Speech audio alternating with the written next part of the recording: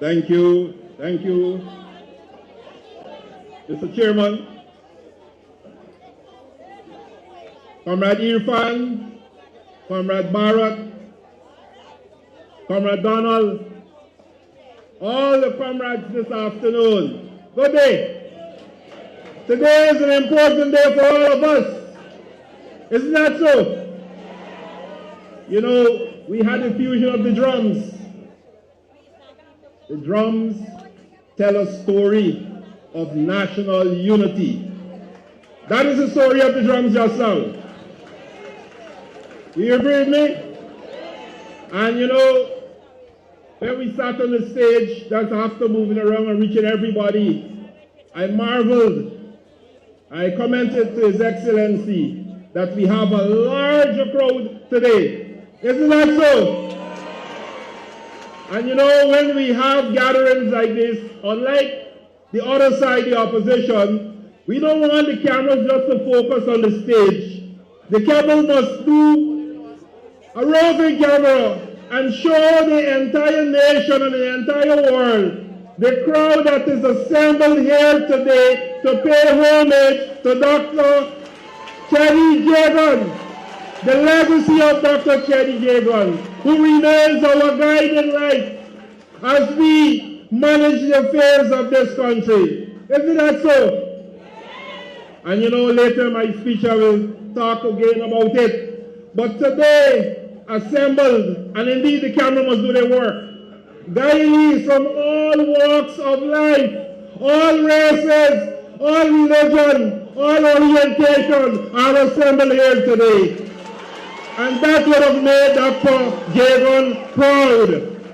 He would be happy had he been alive today to celebrate his 107th birthday, to see the assembly here today. Isn't that so, comrades? Say it loud, clap, let them hear. And you know why I want you to clap, let them hear? Because this is crucial times for us. This is an election year. And we have to remain focused.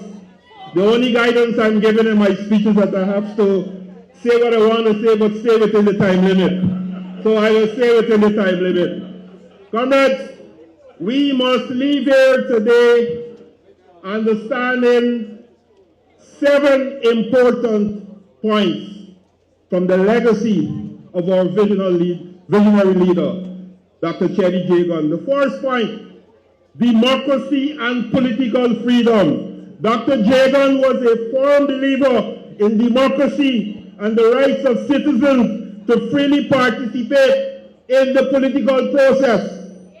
Very important, because many of you, I know, are subjected to abuse by many of the leaders of the opposition because you choose to support the PDP. And you must tell them, you see what I'm wearing here? We have broken the bonds. We have broken the bonds that held people in bondage. We are free today. We are free in every aspect of the word of freedom today. And you have a right, you have the freedom to exercise your democratic right to support the PDPC. That is what Dr. Jagan stood for. Dr. Jagan also stood for many, many other things that you're enjoying today. The next one, education and empowerment. Some of the speakers talked about it before.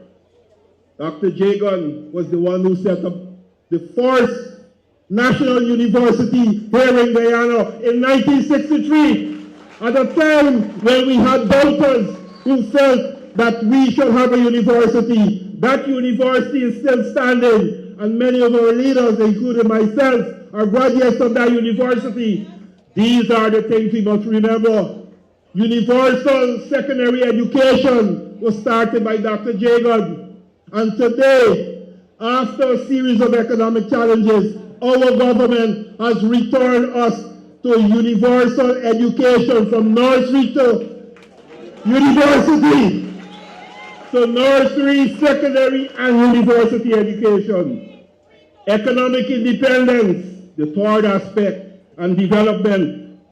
It was the long-standing belief of Dr. Jagan that Guyana's economy should be diversified, moving away from its reliance on a few sectors like sugar and bauxite. He advocated for the industrialization and the development of agriculture, such as rice and livestock, agro-processing to promote national self-sufficiency. Dr. Jagan, with this diversification, our economic strategy is aimed at reducing dependence on natural resources and create local linkages and productive employment. Dr. Mohamed Irfan Ali, in his government, continually emphasizes the significance of this strategy in the face of global economic shocks and global policy changes. Our government today didn't only plan, but is actively utilizing the revenue from oil and gas to diversify our economy and invest in our human capital. So, One Guyana is not just a catchword. It is guiding our development of both the people of Guyana and the whole infrastructure of Guyana. So when we talk about One Guyana, we are very serious of bringing development to every Guyanese, in every community, in every village, in every town, in every region, and throughout the length and breadth of Guyana. That is what we're talking about. When we talk about shared prosperity, every Guyanese will benefit from the revenues garnered by our nation. That is the legacy that we follow of Dr. Jagan. Social justice and equity. Again, Dr. Jagan was committed to improving the standard of living of all Guyanese, particularly the poor and the working class. Today, the poor and the working class are house owners in Guyana. They have equity, they have cartage, they have documents that they could go to the bank, any lending agencies, and do business because they are house owners. That is something that we achieved and we must cherish as a people. Dr. Jagan, in his anti-colonial and anti-imperial stance, also committed to ensure that Guyana remain politically sovereign and free from the influence of foreign powers. As a government, we are taking that seriously today. Many of the fly-by-night academics, and some of them who should have been retired a long time ago, are today accusing us of not funding our security forces. But we must remember what happened between 2015 and 2020 when they defunded and demoralized our security forces. We have changed that today. In keeping with the legacy of Dr. Jagan, that all sectors of our economy must benefit and sovereignty of our nation must at all times be upheld. Equality for all Guyanese. He sought to create a more egalitarian society where we believe that the wealth of the nation should be redistributed to the working class with a focus on welfare of the working class. Ladies and gentlemen, we are building hospitals for free medical services to all the people of Guyana. We are building schools, primary and secondary schools, for free education to all our children. We building infrastructure not only to attract foreign direct investment, but to improve the lives and livelihood of all of you here.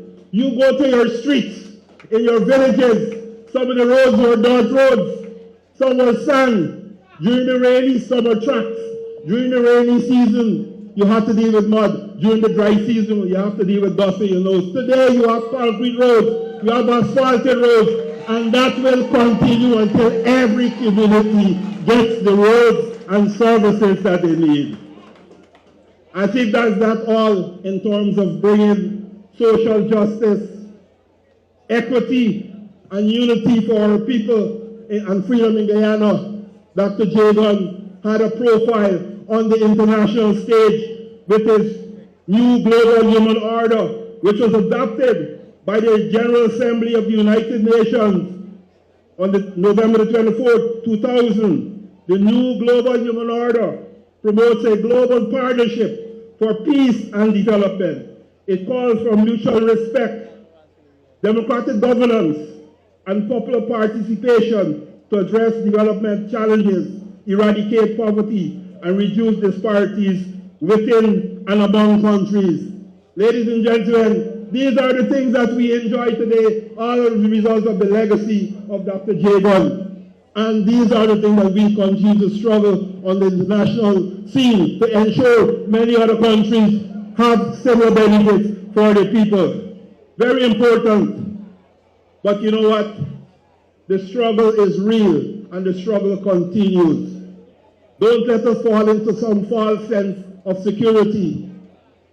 The powers that be, the opposing forces, are continue to fight to wrest power from you, who ensure that you democratically elected the PDPC to government.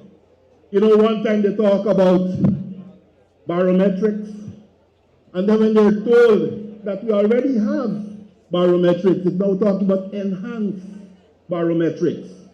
You know, so from one thing to the other, they're struggling to wrest power, but we know what happened. We created a framework for democracy to prevail in Guyana. They won the elections in 2015. They ruled from 2015 to 2020, and they took this country backwards in all regards, including the democratic progress that we made.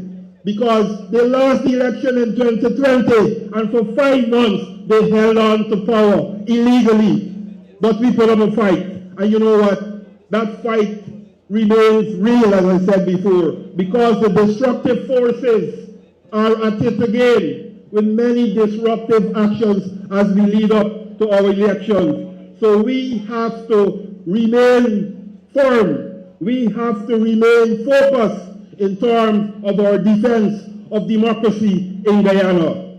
Very important. And our youth, and I'm happy that many of our youth are here, you have an important role to play. We will facilitate activities and opportunities for youth empowerment, but the youth must take their position in leadership, in development, and in the struggle to defend democracy in Guyana. Very important. So youth don't stay in the background. You could continue your education, benefit from all the free opportunities, but you have an active role in defending democracy in Guyana, in keeping with the legacy of Dr. Jagan. Today in Guyana, women, indigenous people, our youth all play an active role in politics at all levels, the local, the regional, and the national level. And this is one thing that Dr. Jagan would be proud of, that our General Secretary has ensured that this happens, and happens in a real sense, for all Guyana to benefit and to participate in the development of Guyana. Citizen participation is very important for us as we pursue and deepen this democratic path. Very important. And again, thanks to our General Secretary for his leadership in that regard. The PDP today remains the only national political party where you have women, you have indigenous people, you have African Guyanese, you have youth, and you have the aged like myself in leadership positions. Round of applause to that. Somebody mentioned that age is experience. I'll take that. However, we must ever be vigilant in our efforts to defend democracy and the will of the people. Very important. We must not forget what happened between 1968 and 1992. The years of struggle by Dr. Jagan, who at no time decided that he will withdraw or he will retire. He struggled until the end, and in 1992, we saw the return of democracy in Guyana. That itself is a lesson for us not to become complacent, not to give up this struggle. Very important. And with the leadership of Dr. Babu Jaan and Dr. Irfan Ali, we will continue this struggle. We will continue to provide dynamic leadership to Guyana. Dynamic leadership is important because we operate in an ever-changing environment. The contemporary operating environment in Guyana today is one of changes, and from time to time, we have to go back to the drawing board and come up with new solutions to the current problem. But at all times, people, I want to assure you that we remain guided by the visionary policies and principles announced by Dr. Cherry Jagan many years ago. Comrades, we are fighting men and fighting women. Are you ready to continue to fight? Are you ready to continue to fight to defend democracy, to defend the sovereignty of Guyana, to ensure that social justice continue in our country, to ensure that development comes to every community in our country? That is what we would like to lead, and that is what we would like you to accompany us in. Very important. I think my time is running out. But you know what? Let us not give up the fight. Let us fight against racism. Let us fight against division in our communities. Let us fight against corruption. And let us continue to keep the vision of Dr. Cherry Jagan alive. Thank you very much.